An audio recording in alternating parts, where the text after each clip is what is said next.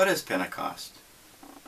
I'm basing my sermon largely on Acts chapter 2, even though I read from John. What is Pentecost? The birth of the church? Certainly it's the birth of the church. Is it a paradigm for church growth? Perhaps, but we can't duplicate exactly what was going on then. The church doesn't need to be born again. It was born once, it had its beginning, and we continue.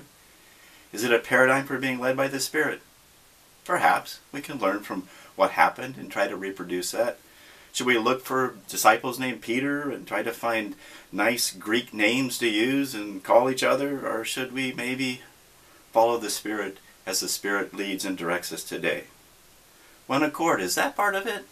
Certainly it is. But is that enough to follow God's will? Is it enough that we're working as one accord and one mind and one heart and one spirit? Certainly something that often is accomplished when we accomplish the will of God. But is that always true? Many things, evil and good, have been done throughout history in one accord and one mind. So perhaps that's not enough by itself. What do we do with this text? First, let's talk about what happened in the text. God said, people did, and the Spirit arrived. Kind of a nice formula, huh? Was this a miracle of God's making? I believe it was. It's recorded in Holy Writ. It's something that we have as a reference. It is the birthday that we celebrate when we celebrate the day of Pentecost. Can we recreate this event? Not exactly like it happened. Do we need to? No, the church has already been born. We don't need to have the church born again. What can we learn from this?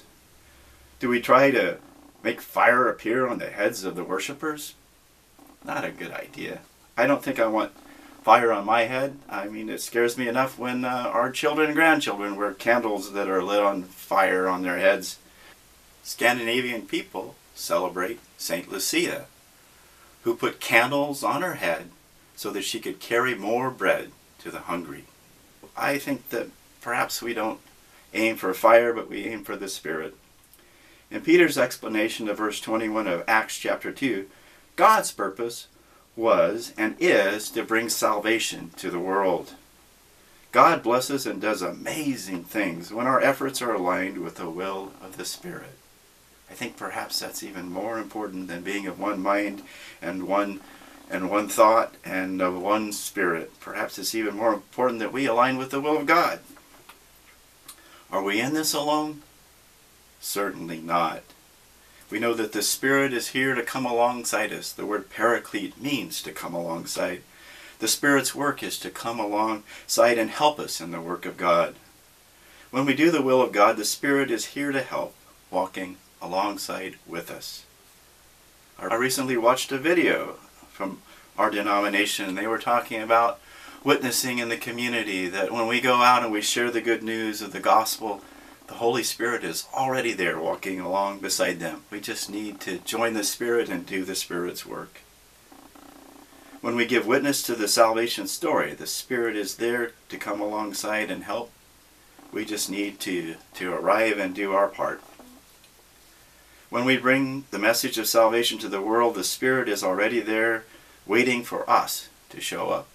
It's not the other way around. We don't create the right environment. We don't say the right words. We don't do magic. We find God active and working in the world, and we join God. We join God's presence in the person of the Holy Spirit, and we join in to accomplish the work that God is already doing in our midst. When God shows up, His appearance is often unexpected and unusual, like fire on the heads of believers. What do? We don't try to make fire on the heads of the believers. We try to do what's important to God. Verse 21, the salvation of the world, that's important to God. That shows up in Peter's explanation of what's going on. So what do? We share the message of salvation and watch the Spirit in amazement as the Spirit does His work, the work of salvation. Amen.